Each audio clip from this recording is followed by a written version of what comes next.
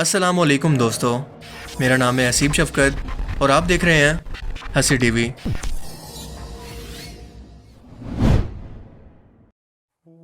Music industry को devil industry भी कहा जाता है, यानी शैतान का कारोबार। और ऐसा कहना बिला वजह नहीं है, क्योंकि अगर आज हम हॉलीवुड की म्यूज़िक इंडस्ट्री को देखें तो इसे देखकर अच्छी तरह से अंदाज़ा होता है कि इसका ये नाम क्यों रखा गया है। क्योंकि इन सिंगर्स ने दुनियावी ख्वाहिशात के लिए, जिसके ज़रिए शैतान इंसान को गफलत और गुमराही के अंदर डालता है कि वो सिर्फ दुनियादारी हासिल कर ले और आखिरत और अपने रब को भूल जाए, उस शैतान ने इन लोगों की रूह को इस कामयाबी यानी दौलत, शोहरत और औरत के बदले में ख़रीद रखा है।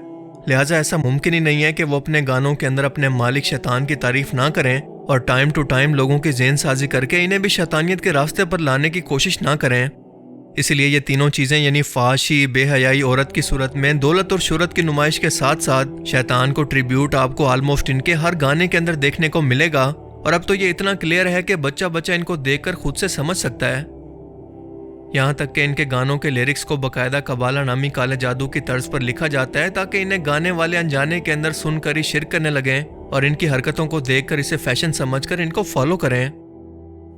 मशहूर अमरीकी सिंगर टेलर स्विफ्ट का एक ऐसा ही गाना हाल ही के अंदर रिलीज हुआ है जिसका नाम है कर्मा। ये पूरा गाना ना सिर्फ जगह जगह पर अलामती तौर पर शैतानियत से भरा हुआ है, बल्कि डायरेक्ट अपने मालिक शैतान से इसके बारे में कहा जा रहा है कि मालिक, ये गाना तुम्हारे लिए तोहफा है, इसे कबूल करो, क्योंकि इसमें मैंने हर जगह पर बस तुम्हारी ही तारीफ की है।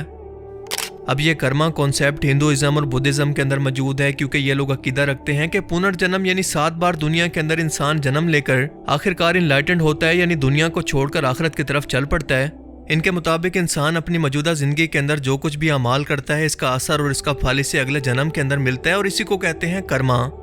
मसलन अगर इस जिंदगी के अंदर इसने अच्छे अमाल किए तो अगले जन्म के अंदर इसका लेवल बहुत ही अच्छा होगा, वो बहुत ही अच्छे खानदान और अच्छे स्टेटस के साथ दुनिया के अंदर दोबारा पैदा होगा। और बिल्कुल इसका उल्ट भी है, यानी अगर बुरे अमाल किए तो इंसान की बजाय वो अगले जन्म के अंदर किसी जानवर की सूरत में पैदा होगा। पर हैरत की बात यह है कि हिंदुइज्म की किताबों के अंदर भी इसका जिक्र मौजूद नहीं है, बल्कि ये एक प्योर फिलोसफिकल टर्म है जिसे हिंदू स्कॉलर्स ने खुद से शामिल किया है। जबकि इब्राहिमिक रिलीजन के अंदर ऐसा कोई कॉन्सेप्ट कर्मा के नाम से मौजूद नहीं है, क्योंकि वो एक ही दुनिया की जिंदगी और इसी जिंदगी के हिसाब किताब को क़यामत के दिन एक ही बार होने का अकीदा रखते हैं। सो अब समझ जाएं कि इस कॉन्सेप्ट को ही वीडियो का टाइटल देने का मकसद क्या हो सकता है। जब आप इस गाने के स्टार्टिंग को प्ले करें तो आपको कुछ ऐसे अल्फाज सुनने को मिलते हैं कि Karma is that girl like.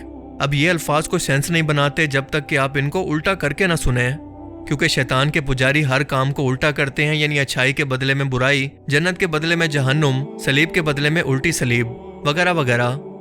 अब इस लाइन को उल्टा करने पर कुछ ये अल्फाज बनते हैं कि यस माई लॉर्ड, हाँ मेरे आका शैतान, दैट्स इट, यानी यही है, लॉक इट, इसे लॉक करो, यानी यही मेरा तोहफा है आपके लिए, इसे कबूल करो।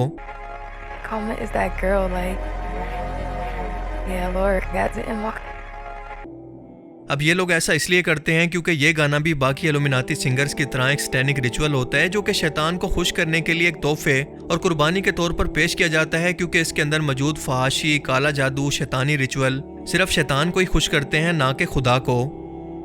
अपने इस पूरे गाने के अंदर ये बार बार कह रही है कि कर्मा मेरा खुदा है, वो मेरा बॉयफ्रेंड है, वो सब कुछ है, वो हर चीज़ के अंदर है, वही मेरे दोस्तों को आसमान पर यानी ऊपर के लेवल पर लेकर गया है। और इस स्क्रीन पर इस रिचुअल को देखने वाला हर वो शख्स जो कि इसको देख रहा है, वो भी मेरे साथ उसी जगह पर पहुंचने वाला है। इस पूरे गाने के अंदर ये कर्मा को अपना मालिक यानी शैतान को अपना मालिक कह रही है। वीडियो के शुरुआत के अंदर आपको एक म्यूजिकल रिकॉर्ड से बटरफ्लाइज निकलती नजर आती हैं और ये शो करती हैं MK अल्ट्रा माइंड कंट्रोल को। ये वो तरीका है जिसके अंदर किसी सेलिब्रिटी को या तो टॉर्चर या फिर ज़हनी अजियत के जरिए शैतानी एग्रीमेंट के लिए तैयार किया जाता है। और ये बता रही हैं कि टेलर स्विफ्ट भी उन्हीं MK ultra mind control celebrities में से एक है। अब वीडियो में आ गई एक जगह पर 2 तराजू लेकर ऐसे खड़ी है जैसे हमारे यहाँ दुनिया के अंदर जस्टिस यानी इंसाफ का सिंबल है। ये पोजीशन भी बेफोमेट यानी शैतानी मुजस्मे को शो करती है, जिसके एक हाथ के अंदर है ऊपर आसमान और दूसरा हाथ है नीचे, जिसके नीचे है जमीन।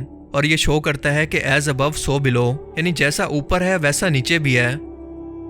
अब आगे वीडियो के अंदर ये जहन्नुम के एक सीन के अंदर दिखाई देती है, जहां पर ये 13 डांसर्स के साथ जहन्नुम के अंदर नाचती दिखाई देती है। और इन लोगों का मानना है कि शैतान क्योंकि जहन्नुम का मालिक है और इनका भी मालिक है, इसीलिए जब वो इनकी इबादत करके जहन्नुम के अंदर जाएंगे तो ये वहां पर इन्हें भी खुश रखेगा जैसे दुनिया में रखा।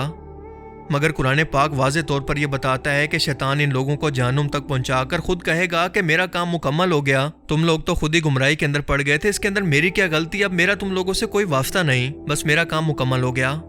और इसी गलत फहमी और खुशी के अंदर ये जहन्नुम के अंदर नाचते नजर आते हैं कि ये इनके मालिक की है।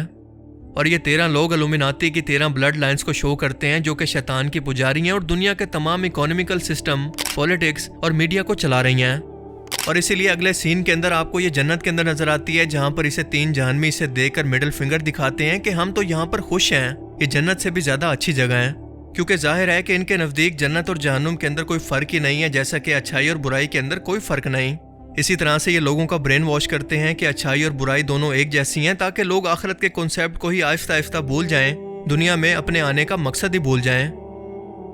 अब अगला सीन देखें कि इसके अंदर एक फ्री मेसनरी पिरामिड को दिखाया गया है जो कि दिखाता है कि किस किस लेवल पर रहकर दुनिया का कौन सा शख्स कितना पावरफुल है और बाकी दुनिया को और अपने नीचे मौजूद लोगों को कंट्रोल करता है। ये फ्री मेसनरी का पिरामिड है जिसके ऊपर मौजूद हर एक लेवल पर एक बड़े लेवल का शैतान का पुजारी मौजूद होता है और इसके सबसे ऊपर मौजूद है शैतान की आंख या दज्जाल की आंख। अब टेलर स्विफ्ट के साथ एक लड़की इसी सीढ़ी पर मौजूद है जो कि बता रहे हैं कि ये सबसे ऊपर मौजूद अपने मालिक यानी शैतान के साथ आसमानों पर मुलाकात कर रहे हैं और इसी शैतान ने इनको दुनिया के अंदर भी और आखिरत में भी सबसे ऊपर लेवल पर रखा हुआ है। अगले सीन में टेलर ने चांद जबकि दूसरी लड़की ने सैटर्न को एक धागे से पतंग की तरह खुद से जोड़ा हुआ है। और आपको बताता चलूं कि कर्मा के मानने वाले लोग सैटर्न की भी खुदा की तरह परस्तिश करते हैं क्योंकि इनके यहाँ सियारों और प्लैनेट्स का निजाम और इनसे रिलेटेड इल्म नजूम बहुत ज्यादा अहमियत रखता है और इन सब के अंदर सैटर्न और चांद को बहुत ज्यादा अहमियत हासिल है।